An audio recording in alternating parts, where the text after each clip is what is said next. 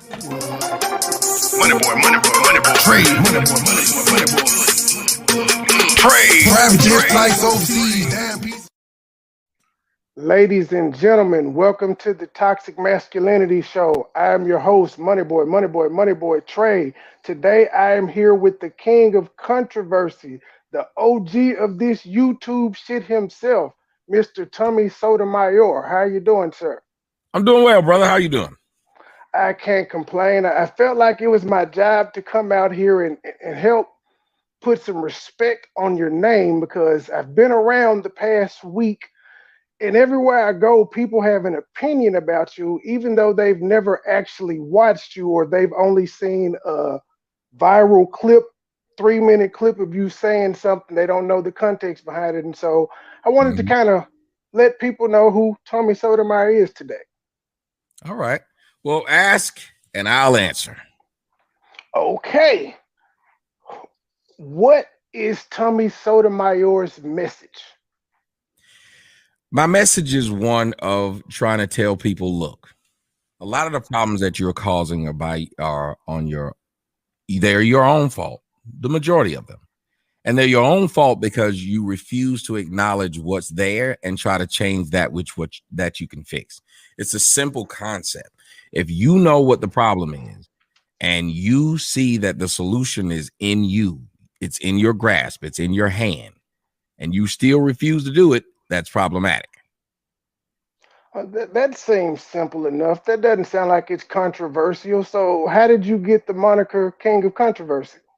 Well, they kept saying that the things I was saying was controversial because I started to pinpoint a lot of the issues in the Black community that they were being filtered down through the mothers simply because the fathers were being taken away. And now you have each generation keeps being a generation of boys who don't know how to be men and a generation of girls that don't know what men like, that don't know what a man is like and don't know what it's like to be in a relationship with a man, to cohabitate with a man. All of these things were being taken away. So if you only have a woman's perspective being filtered into a girl and a boy, the girl is going to feel like she's completely neglected and the boy is going to feel like he's completely rejected.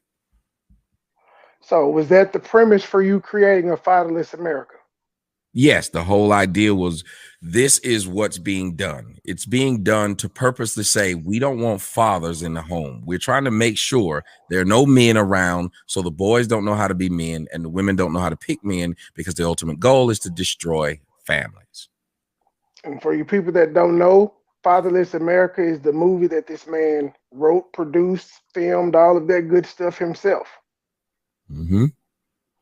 So during what touch, is there a specific moment in that movie that made you feel like this project was worth it? Was there a particular interview or story in there that made you be like, damn, I had to cry moment? Yeah, when I was talking to the Black girl in Atlanta, I had no idea that she was going to say any of that. I had no idea any of the people were going to say there's a lot of things that never made it into the movie because it was all convoluted or the person did a bunch of talking, but I couldn't use it. But I didn't expect her to say that. And she's sitting there with her kid and we had sat and talked all, I think it was probably like 3 o'clock in the afternoon. We sat there and talked until it got dark. That's how much she had to get off her chest. Wow.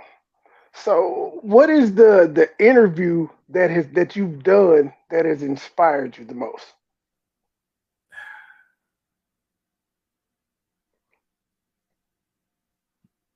That's a difficult one because I've been doing this for like 11 years. And I would say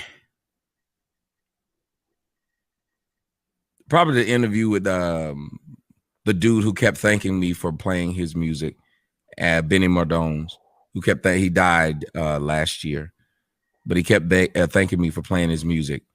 And you have to understand a lot of when people do an art, if it gets buried, if it gets told it's old and no one plays it anymore, and then all of a sudden someone finds your stuff, finds joy in it, I could genuinely hear the joy in his voice. And it was one of the things that just make me say, You know, just do what it is that you think is right and that you think is good, and keep doing it, because even if they don't appreciate you today, maybe one day they will, and it will help the same people that you wanted it to help. Just a different, it will help people like you wanted it to help, just may not be the people you wanted it to help. I encounter all the time that people say that your delivery is harsh. And I agree to an extent because when I first heard you, I was like, I cannot listen to this nigga. I cut him off. But I guess what it was is at the time you hit me in a with a gut punch. You were like, nigga, man the fuck up. Like you Mm-hmm. letting this whole run your life. And I didn't want to hear that at the time. Yep. And it was like a gut punch. So when I came back a couple years later, everything was right on point, and I'm here now. Yeah. Once you take your own personal roadblocks out of the way, because anybody can think something, we have to look at it this way. Our emotions have led us astray in almost everything we've done in life. Your idea of who the first girl you want to sleep with, your first girl that you fell in love with, the first girl that you tried to marry. If you think about it, it's always us that puts us in that position. So why is it that we can go so strongly on our feeling about me or what I said or someone else, when we should understand that the most concrete things in our lives was not how we felt, it was what we knew. So am I wrong? Not how you feel about what I'm saying, because that's where the roadblock is. Your feeling.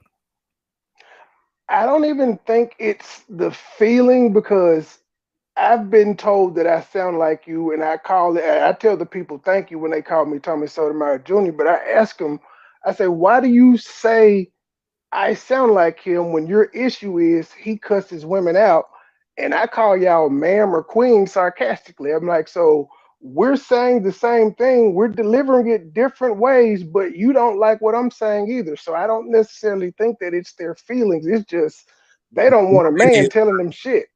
Well, now I can tell you what it is. See, when you're all, here's the thing. When you have something that you think is a problem, you have vision. Vision's a problem. What do? Create white vision. When you have Superman's a problem. You create a second Superman. You want something that's like something, so you can cheer for that second one, so they can fight each other and possibly destroy each other. Or maybe the second one would be a better version or a more controllable version. Remember, the second vision, the whole purpose of creating the white vision was so they wanted the same powers of that vision, but one they could control. A lot of women want another man to be like the man that they hate, but that be the man they can control. So they assume that if they get someone smaller than Tommy that talks like Tommy, what they'll do is say, I like you over Tommy. I just don't like the way Tommy do it. And to hopefully build you up or get it to where you will then fight me. It's the same thing that they keep doing. We like you, Kevin Samuels, better than we like Tommy. But then get mad when Tommy says, well, wait a minute. Then by that logic, wouldn't he be taking my points? If you keep on saying we like this man more than we like you, because who compares two people if they didn't think that those two people were similar? No one does it. I wasn't going looking for a Kevin Samuels. I wasn't trying to talk to a Kevin Samuels. I didn't know a Kevin Samuels existed. They kept bringing him to me. Why? Why is it every show I would do sounds better when Kevin Samuels said that? Kevin Samuels is this. Kevin Samuels says it better than you. So if you keep hearing people say this, they off top know that there's a comparison between you and this person. Why would they pick this person? Apparently they knew this person was saying things that I had said. So then when I finally respond, you just jealous of somebody I didn't know existed that you keep bringing to me, saying that they deliver my points better than me. What do they want? They want the fight.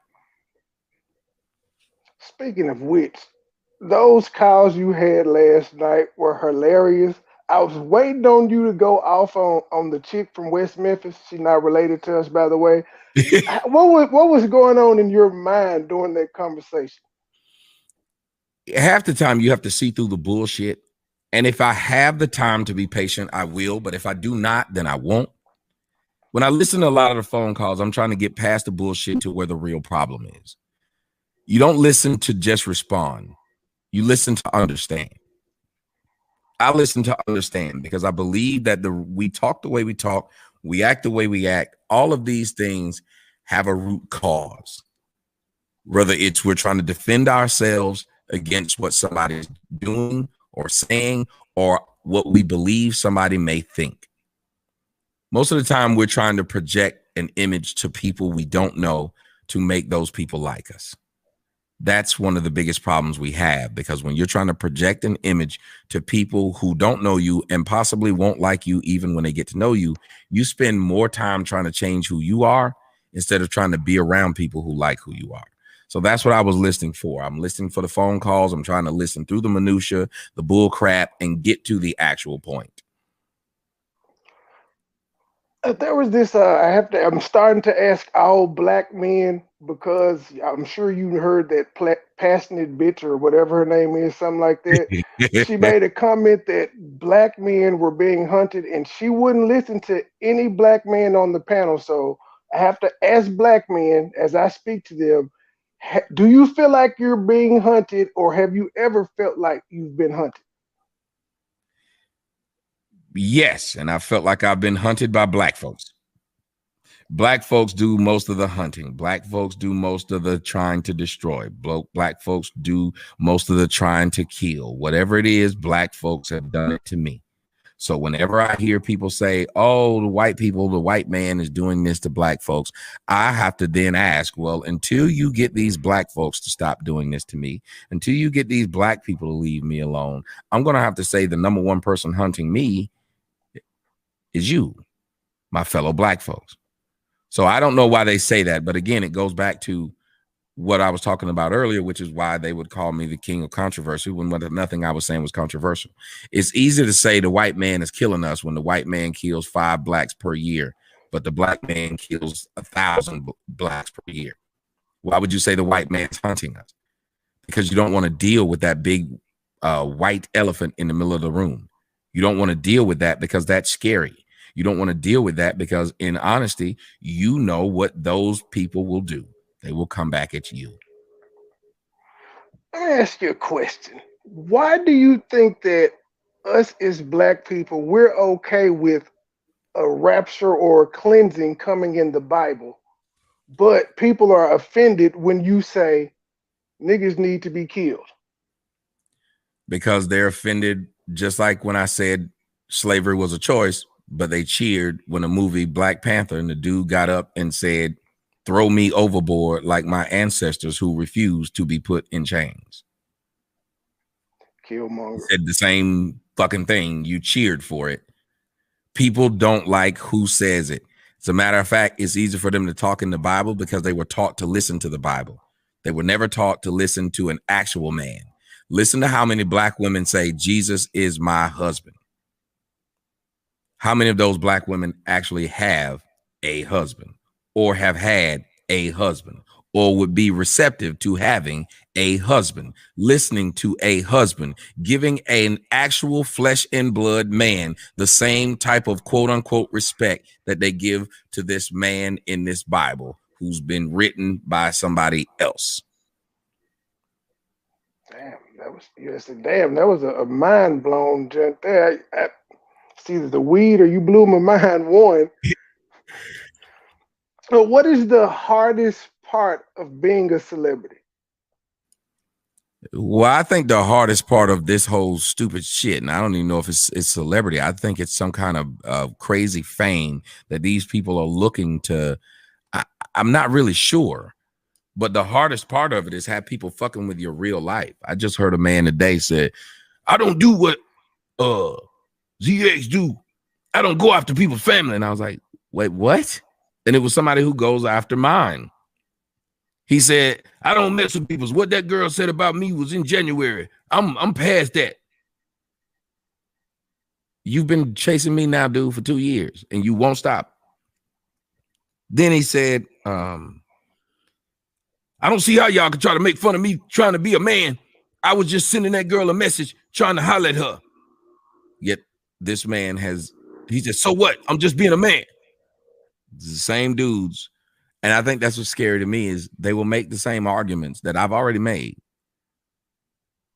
But when I was making them, they were still trying to use it against me. If a bitch say Tommy text me, somehow I'm a simp. I'm the worst thing in the world. If I say, bitch, I want you to suck my dick, if I said it just like that, they'll still say I'm a bitch nigga. Look at him. He telling this woman to suck his dick. They told y'all something wrong with Tommy. Like, wait, the hell? So everything I do is scrutinized horribly and made to be bastardized. And the fact that, hell, I saw a video on YouTube the other day. Somebody supposedly Google Earth my house and then wrote as the topic of their video, "This is what you did all that cooning for, Tommy." And the people in the comment section were like, "Yeah, look at that coon. What a pool at. What a so-and-so." I was like, what the fuck is wrong with these people? So that's the worst part about this so-called fame or celebrity or notoriety. It's that people feel like not only do they have to fuck with your real life, but they're trying to ruin your life. They're trying to get somebody to harm you. They're trying to get somebody to harm your family. They're trying to get somebody to harm your friends. They're trying to just basically tear you down, period. Why do you think that there is a negative connotation about you having an OnlyFans? Because I know that Boosie has one. I know Fat Joe and what's the other guy's name? DJ Khaled have one together. Because I'm talking shit about hoes and fucking them. You might want to see that. And the fact that, you know, the truth of the matter is they thought that when I opened in the OnlyFans that it was a last resort because this nigga's struggling and everything's going wrong. And then it worked. They say they did the same thing when I went from YouTube to Twitch. They made fun of the fact that I was at Twitch. When they found out I made 20 grand in a month over on Twitch, they flagged it down. So they keep running me away from YouTube. Then they'll run. Then when I go to something else, they just follow me and flag that. So you have to ask yourself, hell, I have a screenshot. I don't know if I can do it. I had to take a screenshot today because I can't go live. I basically just can't use my Instagram because all they do is flag me. Let me see if you can see. Well, they flagging you for hate speech? Let me see what this shows. We can see the words. Yeah, it says hate speech, hate symbols. I don't even know what that is. Hate symbol. Post remove, post remove, post remove. Yeah, I'm on Facebook all day.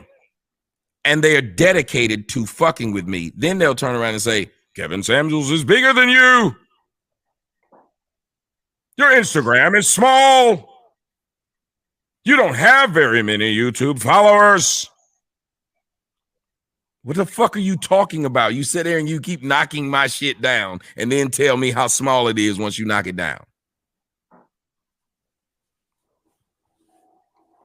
Have you ever had any white people going after you trying to take you down? No. I've had some white people make fun and make some jokes, but I've never had any of them put up any petition to take me down, telling their friends to go flag me. The worst that happened was some white boy had people, every time I go live, they come in the comment section and write Glander some boop or some stupid ass shit that white boys do. That was it. And they were trying to get people to view their stuff. That's all it was. They went on about their damn business.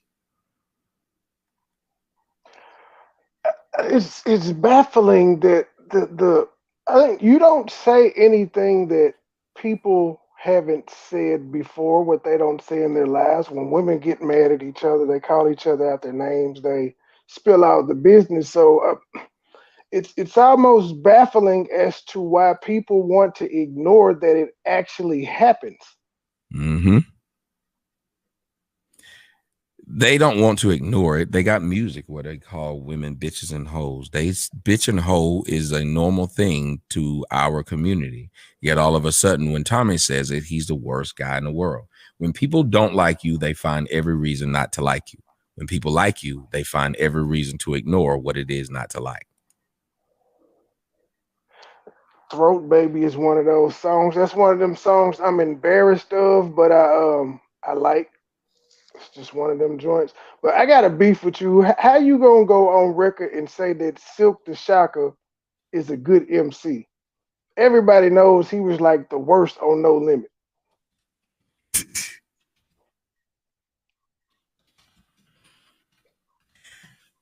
I find the way he flows interesting. I find his voice interesting. There's a lot of other people that I couldn't listen to. I couldn't listen to Mac Mall. I couldn't listen to a lot of these people. Like some of these people sound stupid, so I just couldn't listen to them. I'm eclectic in some of my music. Was all his stuff good? No, but I can find a few songs of his that I found really interesting. Who's your favorite rapper? Tupac. It's easy. Tupac. Okay, what's your top 5 then? Let's hear your top 5. I know Nas ain't gonna be in it, even though he should be. He should, man. He should be in there. He just won a Grammy. He should be in there. I don't give a fuck if his name was Grammy. Listen, simple. Tupac, Jay-Z, Rakim, Big Daddy Kane, Jada Kiss, Ooh. Jeezy,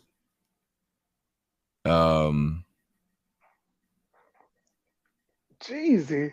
yeah. You went past Pastor Troy and Andre 3000. Pastor Troy is the greatest MC. Man, stop. Then I'm gonna say Biggie. Then I'm gonna say let's see, Snoop. Oh, excuse me. Let me drop Eminem all the way up there to third. I just because I don't have the people in front of me, and I rarely get a chance to do this to talk music. But This is I don't think safe you can get space. too much better than Eminem. Probably if he dropped to third, that'd be amazing. Jay-Z would probably be in the top 5. You'd have to name some people, then I can put them in a position easier than me to just name them, because I know I'll forget some people, or I might not think of somebody. Like I still think that LL Cool J is in the top 10. Yeah, he slipped on us. I'm shocked you put Jada in there. I love Jada Kiss. It's just he just never got the credit he deserved. Let's what do you think about Deshaun Watson and these 14 women coming out? It's 14 now? It's 14 now since he decided he wanted to leave Texas. Because you gave some advice the other day, and it made sense, but it was a lot. Like when you were saying that make them bring their own alcohol and their own weed and shit. You got niggas thinking about that. We like, damn. It's alcohol. If you don't give her alcohol, if she get drunk, she got drunk on her own. I'm not giving her no weed. If she get high, she gonna get high on her own. Was it like you're not gonna pour it for her, or you not gonna supply it? I'm not gonna supply it for you. You get it on your own. You grown. You probably sleeping with some dude that sell weed anyway. Bring your own weed. If I pour alcohol for you, you gonna say that I poured you too much.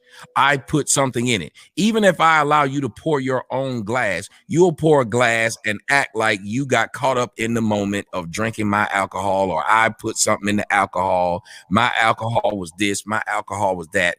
I don't know. It's just too many games that women play. You see how these women are playing games with me, and half of them never met me.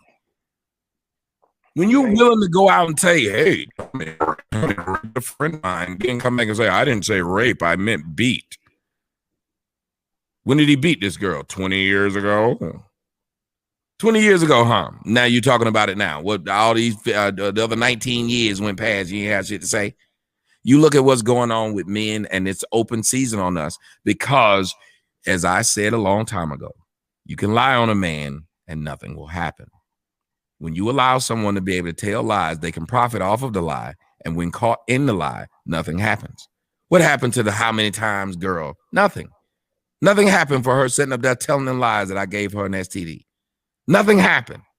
Nothing happened to this whore even coming to my house and sitting outside of my house. You drove states away to sit outside my house. The police came and treated me like I was the problem, not her. So is it safe to say you don't believe in believe women? Believe all women or whatever the saying is. Nope. Nope. I don't. But if women claim they want to be equal, then why would we have a saying that says believe women? Why wouldn't it say believe humans? Why is it that women are to be believed and men aren't?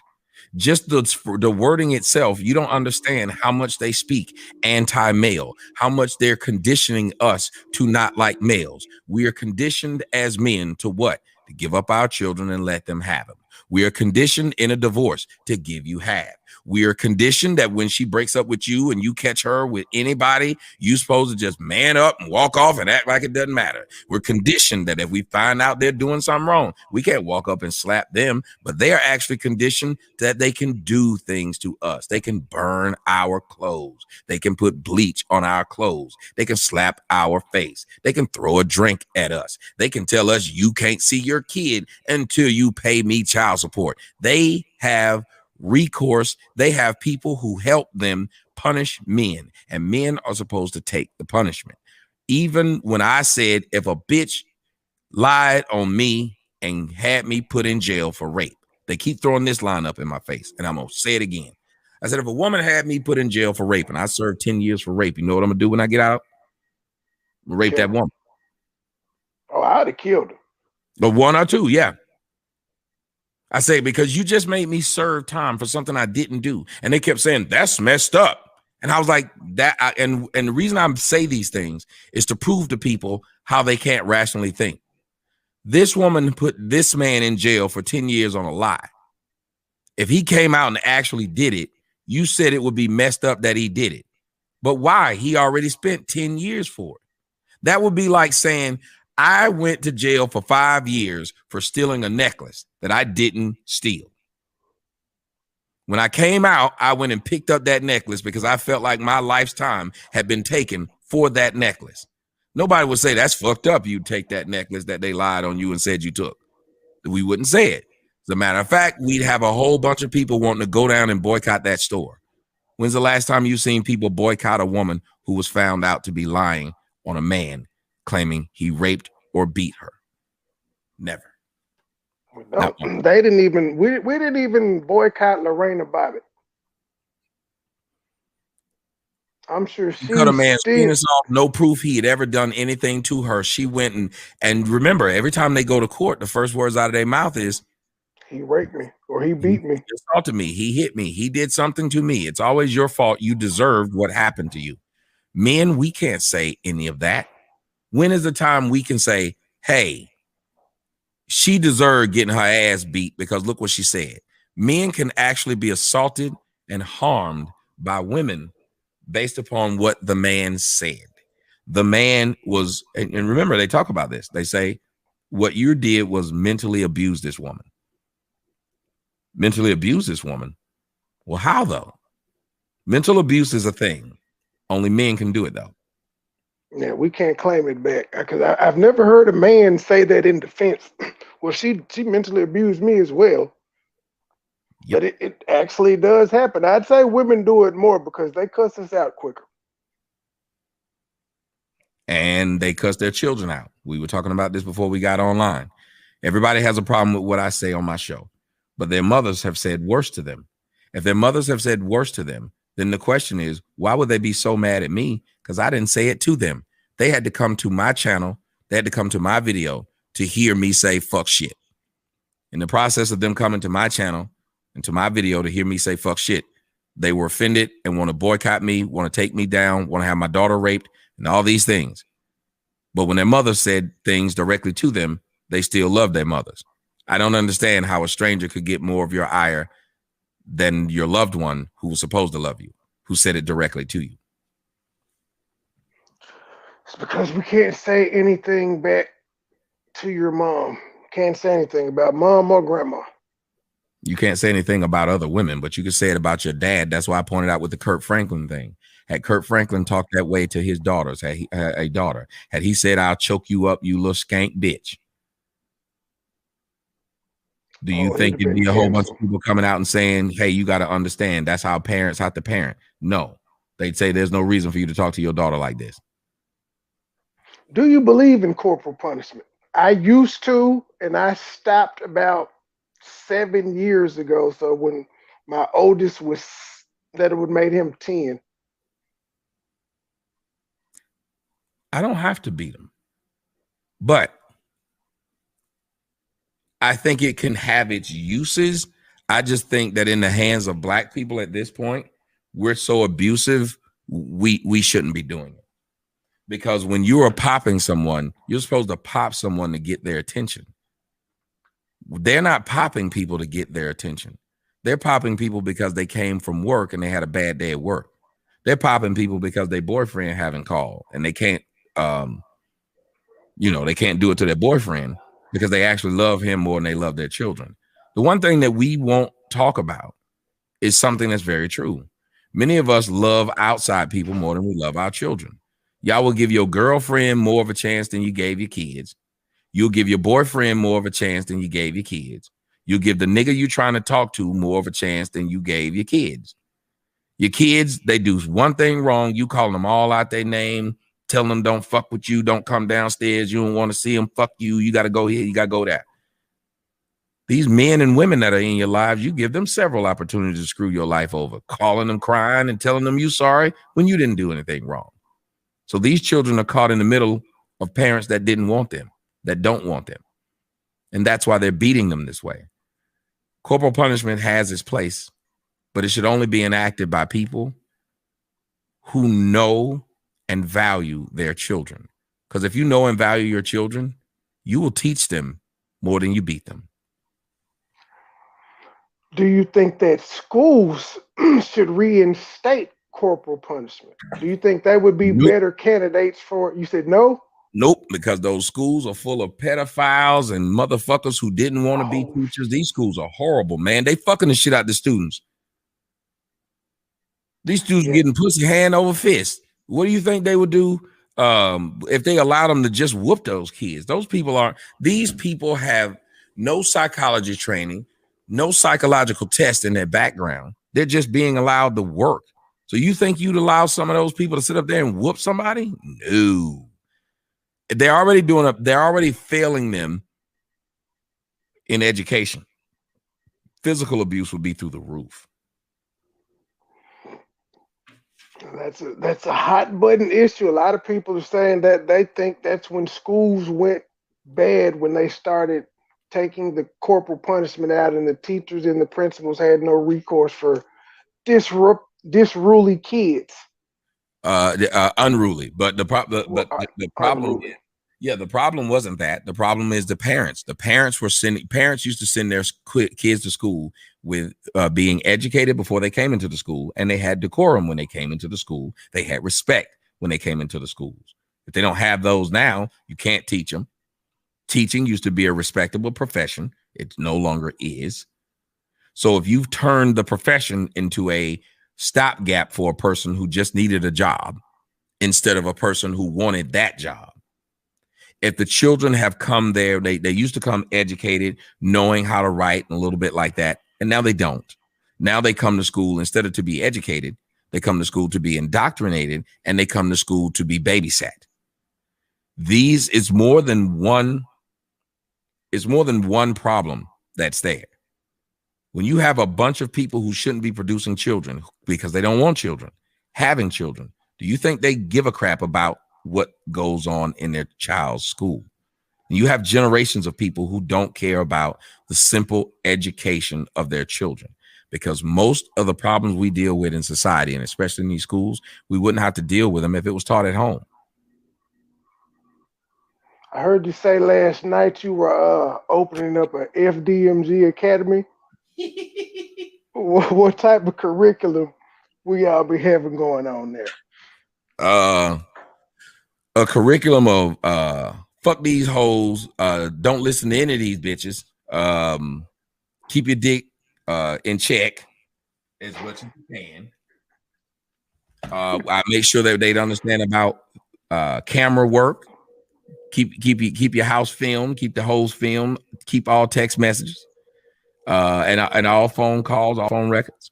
Then I'd also talk about finances. One of the things that destroy us, especially black people, finances. We never talk about finances. We just end up getting money. I knew nothing about finances. People didn't teach me any finances. I didn't grow up knowing anything about finances. I didn't see people handle finances very well. When I was growing up, it was they got money. Now that they have money, something's going wrong. They're in need of something.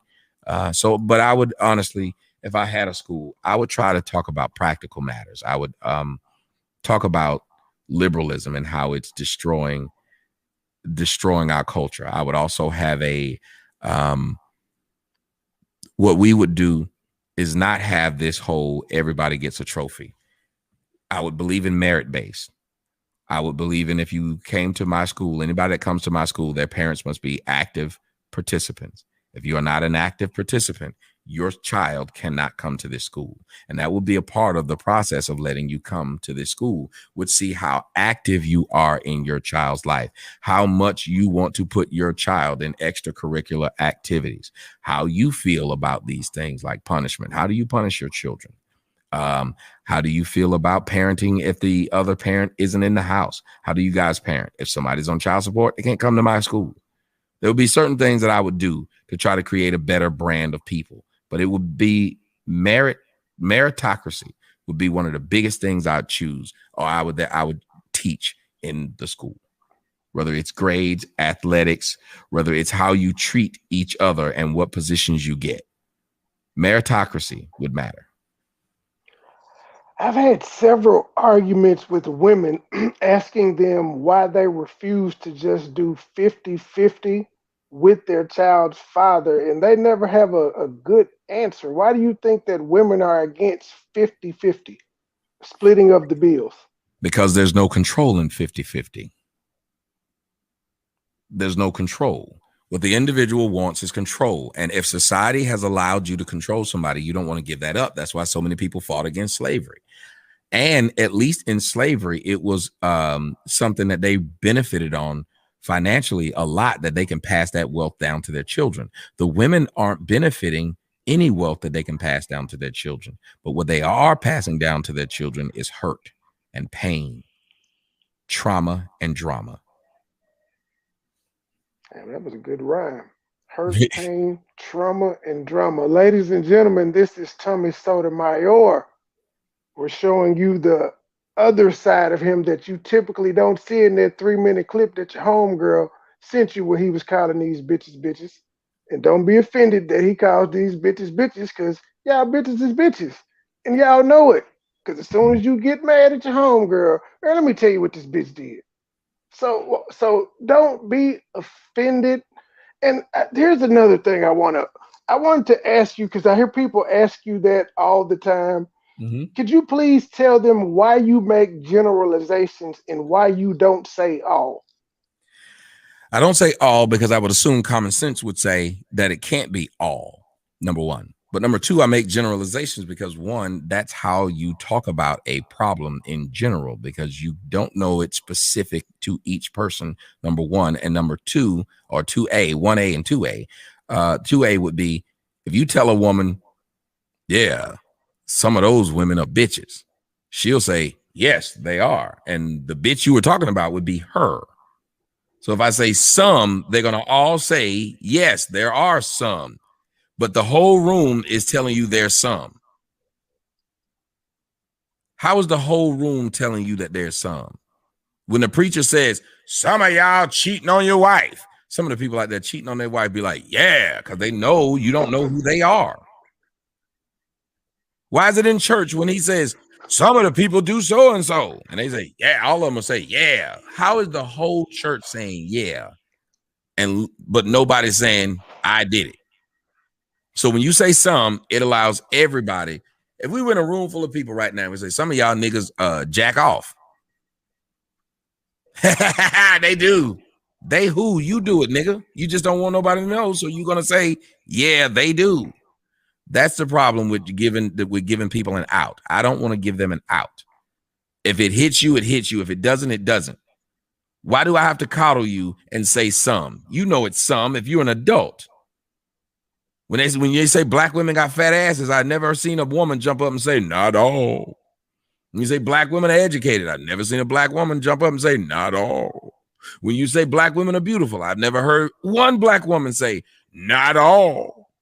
So why is it you take these compliments that you don't deserve, but then you get mad at the critique that you do deserve? Done, DeMarco. This is a mic drop. So how has the pandemic affected you as a business owner, and has it made you become more creative, or how's that been? The pandemic ain't been it ain't been shit. I gotta hire some people to go back and because those shows I gotta redo them and re-up them. But because I handle everything on my own, I was typically just ready to go and do those shows, and because of that, I had to completely stop my tour and miss these dates. And I can't wait to get them back, because I'd rather talk to people. I'd rather get in front of people. That is my wheelhouse. I have more fun than being in front of this microphone and in front of this camera, because it's not interactive to me. People can listen to me, but you can't. I'm old school. So that's one of the ways it's affected it. Two, having guests in. It's hard to have guests when their country, their state doesn't allow them to travel like others. And then you have to deal with the fact that your money changes. Your money is not the same, because people aren't spending, people don't have, people aren't buying. So you suffer because they're suffering.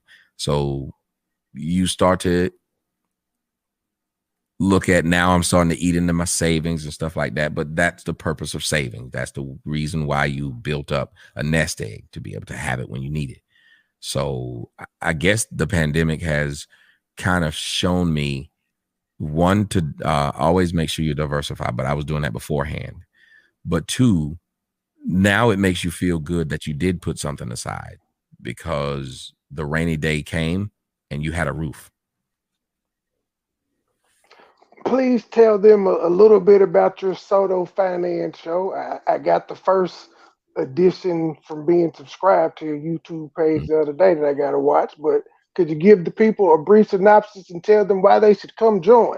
Yes, you should come over there and join my OnlyFans, because what we do is we do a finance show, and I think I'm going to do one before this Thursday too, because I wanted to put in 2 this week. But what we talk about is diversifying your portfolio. First off, starting a portfolio, then diversifying it, making your money make money for you.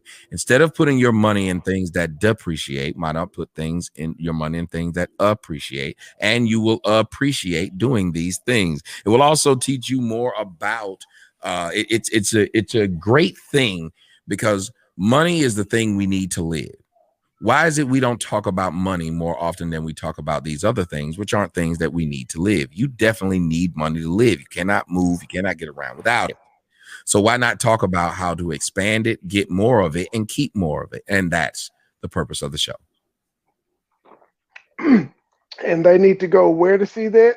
Go to my OnlyFans. My OnlyFans is onlyfans.com/TJS. TJ Sotomayor. KOC. You can find it on all my links and stuff like that. I think you can also see it on my podcast show if you are a member, my podcast channel. If you're a member, I think you can see it there too. Yeah, all my links is pinned in the comment section, by the way. Thank you, bro. No problem. You know, I am Soto gang. Thank you. I don't know if you saw the comment the other day, but yeah, I apologize for I didn't know that Tough Love was somebody prior until you said that you heard him on ZX show. This is the first time I knew this nigga was somebody else, so I just had to apologize. I did not know shit was like. I didn't know y'all had a history. I don't do beef sector shit there. That's not what I do. There's nothing on my channel about any beef sector shit, and people are saying, well, you got to worry about the beef sector. I was like, no, I don't, because I don't do that. I stay in my lane, so why should I have to worry about them? Here's the thing. I just want people, and I even wanted him. This black man gossip stuff is weird. We're making videos, and it's not even that. It's like I had a moderator when I've been nice to the woman and whatnot, So when I saw her over in this other woman's chat room, and this other woman was just roasting the shit out of me and making shit up, and people looked at me and said, "Whoa, you didn't have to say anything." Well, she came in my comment section when I was saying, "Yeah, this motherfucker's making up shit and said this about me," and she wrote in the comment section as a moderator, "Yeah, that was messed up that she said that about you." And I said, "Yeah, but you didn't say that when you were over in her channel. You were right there in the comment section. You heard this woman say something about me, and her response was, well, I didn't want to get blocked." Cool. You don't want to get blocked. And I don't want people like that around me, because you will allow somebody to do something harmful to me because you want to hang with them. Just think about the logic. I didn't want to get blocked by these people who are over here gossiping and talking shit and roasting somebody that's been cool with you for a long time. But then you came back over to my channel because you just want to be included in shit. So if somebody's talking shit about you and I'm over there in the comment section acting like you and I aren't cool, then when you go live, I'm like, yeah, that's messed up what they said about you. And you're like, well, it would have been nice if you had said something. Well, I didn't want to get in the middle of it. Well, then don't get in the middle of it now. If I'm talking about it, just sit here and watch. Do like you did over there. Don't say anything. But I also notice a lot of these people wake up and they live for drama. They want to be included in drama. Drama is what they do. And he's one of them. He was wanting to be included in drama.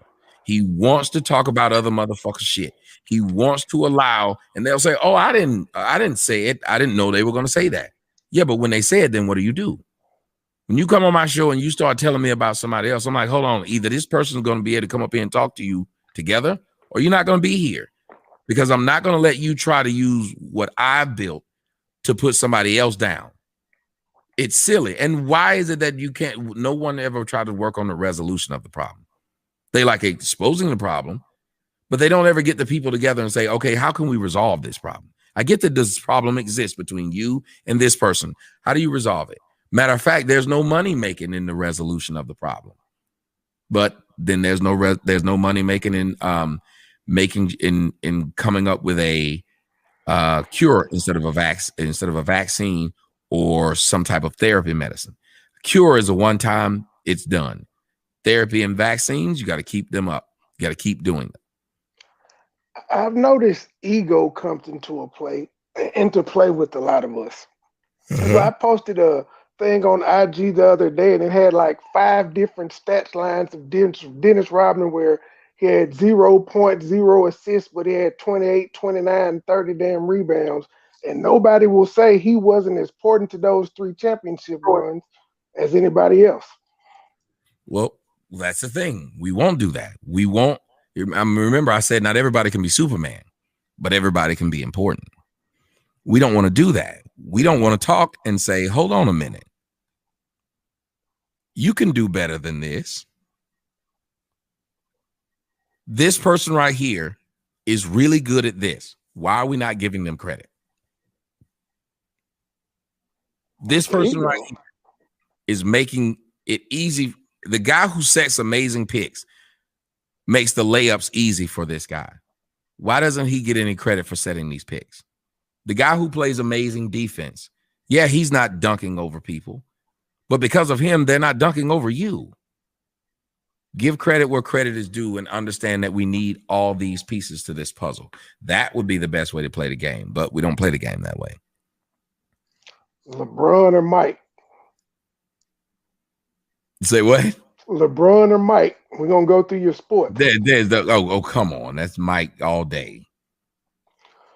Okay. Barry Sanders, Emmitt Smith. All day. When Mike reached the pinnacle, he was at the pinnacle. He stayed there. Name somebody else that did that. Name the time when LeBron won his first championship. He just kept winning them. He doesn't have a time. Mike won his first championship and he kept winning them. Well, remember the Magic got him that one time. I said Mike won his first. Mike is 6-0. 6-0. He went to the championship game 6 times. He won 6 championships. Nobody's ever beat him in the finals, ever. Emmitt Smith, Barry Sanders. Barry.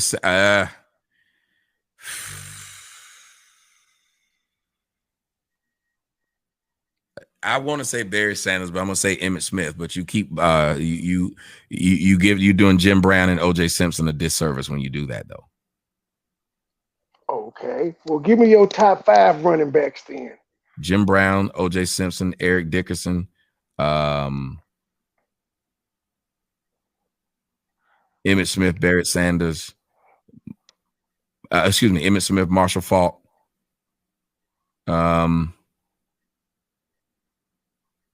You ain't got no love for the bus? Campbell. Huh? You ain't got no love for the bus? No, he can't be one of the greatest of all time. He did what he did, but he couldn't be one of the greatest of all time. And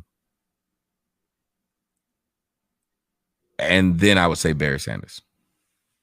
See, I like your and Marcus Allen to round out my top 10. See, I got to see Marcus Allen and them. I didn't get to see Jim Brown and OJ and them play other than the You ever seen Eric Dickerson? Highlights. I saw Earl Campbell. Mm-hmm. Caught him when he was playing for the Oilers. Eric Dickerson was nasty. So, I said, I forgot. I know. You charge that to my head, not my heart. That's why I said I wish people would put it up. Walter Payton. Walter Payton would be in my top sweetness. 6. Dang, we both forgot about him. Mm-hmm. That's why I don't like doing these off the cuff, because I'm going to forget somebody. What's the 49ers going to do this year? If we can get rid of Jimmy G, we can win it all. I'm saying if we can get rid of Jimmy G for pretty much anybody at this point, I'd rather have Fitzpatrick over Jimmy G. And I'm not even lying. That's not a joke. I'd rather have already. Because at least Fitzpatrick will threaten throwing the ball downfield. Yes, he'll throw some picks, but he'll throw some he'll throw some deep balls, which will make the safeties get back, because the 49ers bread and butter is the running game. Well, they Deshaun Watson put them on the list of teams. Mm-hmm. Yeah, but here's how I look at it. This is probably why I haven't talked about it. What's ever going on with Deshaun Watson, it could poison the pool for either trade value or trade period. So it's one or two things that happen. The Texans won't trade him because he has no trade value, or they don't think they can get what they can get back from him, or the other teams just pass on him because they don't want the trouble. They'll deal with the trouble. They swept Ben Roethlisberger and countless others under the rug. They'll deal with him because he's white. Talented. Oh yeah. Ben never got kicked out of the league. Michael Vick had to beg to get back into the league. Kaepernick still ain't in the league. Are you mad at the 49ers for letting Cap go? Not necessarily. I'm just mad at the league for not giving Cap a chance. The man is as good as any of the other people who were backups. He could have been a backup anywhere.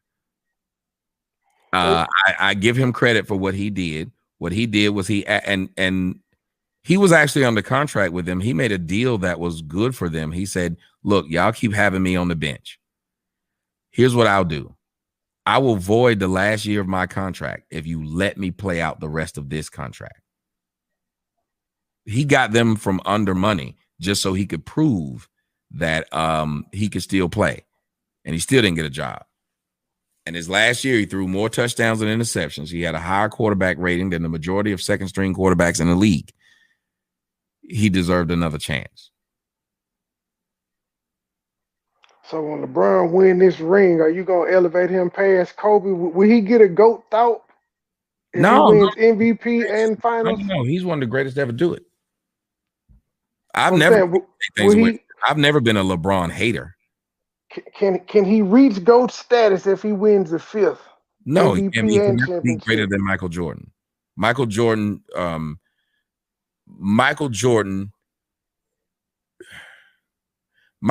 is God amongst basketball players for what he did for black men and what he did for the league, what he did for the game. Michael Jordan became the face of the NBA, turned it into an international game. That's how important he was. It became international. White kids in Yugoslavia wanted to be him. Michael Jordan made it to where black men were a household damn name. Michael Jordan changed everything. Marketing for black people. Michael Jordan changed it all. Can't argue with that. Ladies and gentlemen, this is the person talk. said Kaepernick was 2-14 in his final year. Kaepernick didn't play the whole season. He didn't start the whole season his final year. How much time do you have? Would you like to take calls? If Take there's somebody that comes on you don't want to talk to, just tell me now. We can take calls if you want to. I'll drop the link. But yeah, this I don't know. Why don't we, if we give Mike the credit for being undefeated, why don't we give Russell his credit? Because when Russell played, it was a smaller league. When Russell played, it was a bunch of really good people on one team, and you could stack a team over the other team. Like you could stack them. There was no like free agents and shit like that. You could just stack a team. If you look at who he played with, and look at who he played with, and look at who he played against.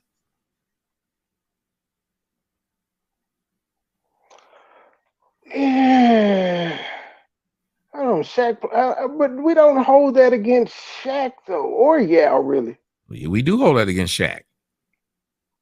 Why do you think when you talk about the top 5 basketball players, you don't even say Shaq? Oh, he's in my team. He's number 3 to me.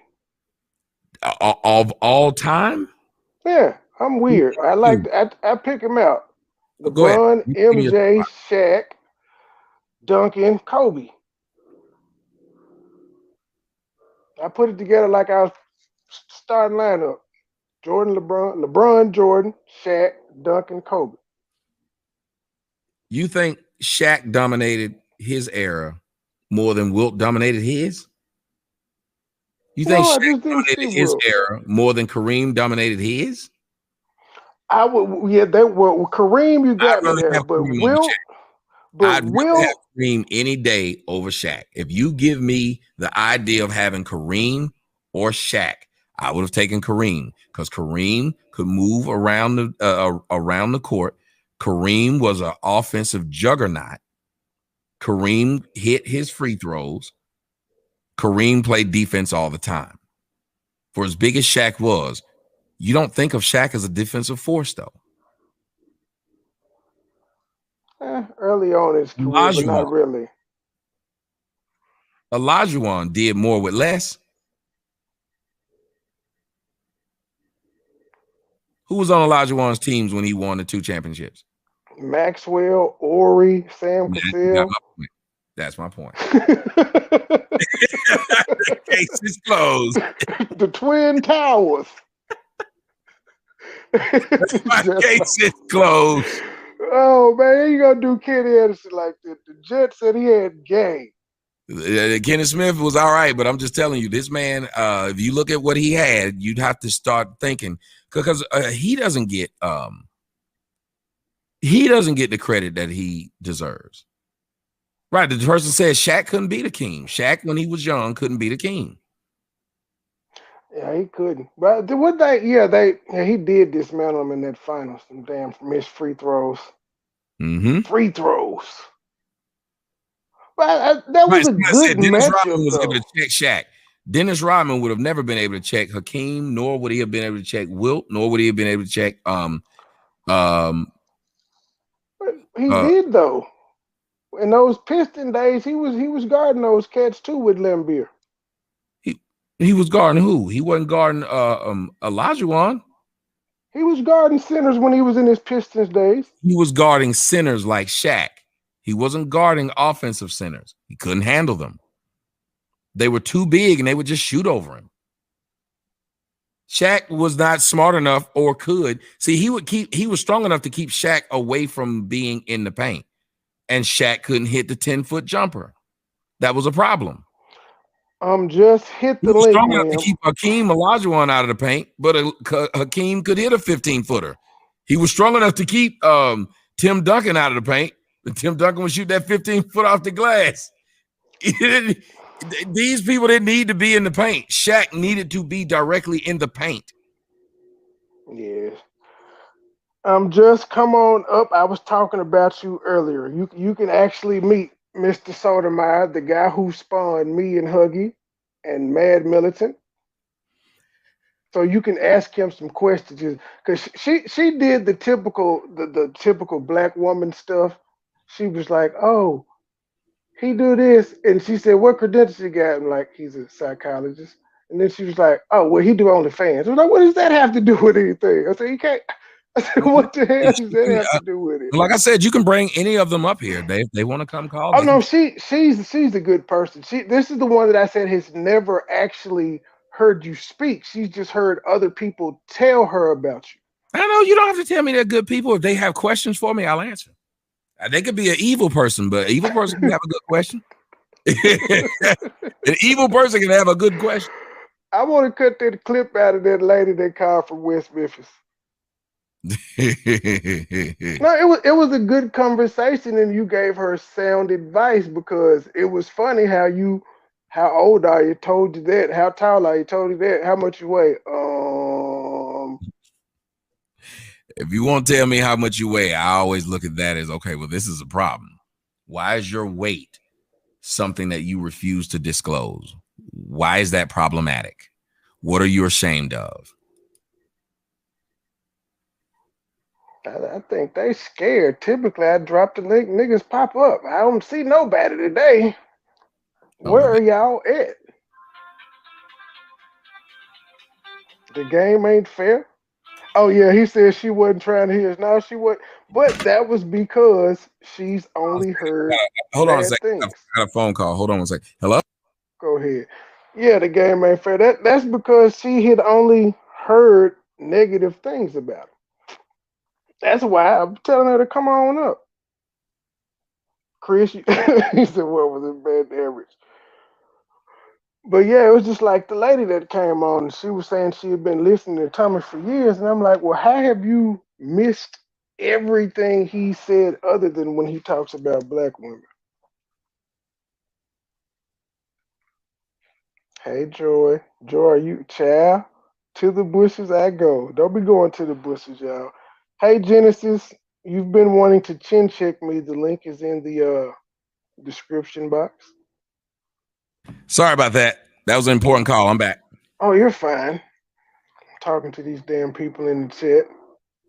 So none of them Uh, link. I was told to, yeah, she said give her a second, but I was told to ask you what your batting average was. In baseball. I'm guessing. My batting average was, I think, 256. Damn, that's Shut up. major league hitting. I don't need it. What'd you say? Those are major league numbers. Shit. No, they ain't two. I was batting 256 with no home. With no. Dude, if you can get on base, that's If you all they get care about now. 256, you gotta hit. You gotta have some power. Just be I able had to no move power. somebody If over. your leadoff man does not need to be hitting 256. Well, yeah, you got to move somebody over hitting As 256. I was a But leadoff man, I had no power. I'm not even gonna sit up there and talk about that. I hit 256. just think about it though. If you're hitting 300, everybody's saying you're having a damn good year. So 256 is decent. Do you know that's 40 points off of 300? Yeah, it's decent. If you So you can stretch sign that a over major 300 league bats contract. in a season, if you stretch that over 300 bats in a season, that's a lot of misses. I don't Versus think the guy who Tebow hit 300. averaged 200 when he left. I don't think he was at 200 when he retired just a minute ago. Who? Tebow. Listen, and that's why Tebow never made it up to the majors. So if Tebow, he could hit 253, he'd have been no, on Tebow there. was a gimmick. If Tebow still had more power than I had no power. Your leadoff man has no power, and he needs to get you on the base. He needs to not only get people on he needs to not only get on the base, but he needs to move. And that's why I just gave it up, because I was like, you know what, I can't. In high school, anybody can have a pretty good batting average because it'd be like 3 good people on the team. When you get to college, all the people were good at their school. When you get to the pros, all the people were great at their college. So that becomes difficult. And I don't think people understand the value of working against other people, because you get to iron sharpens iron, and you get to see. And maybe with me, if I hadn't have quit, maybe I could have gotten better, but I just was overwhelmed with the talent. And I just said, you know what, I'm good. I was good enough, but then when I got against real competition, I just didn't see myself going anywhere. Money boy. Trade. Money boy. Trade. Private jet flights overseas.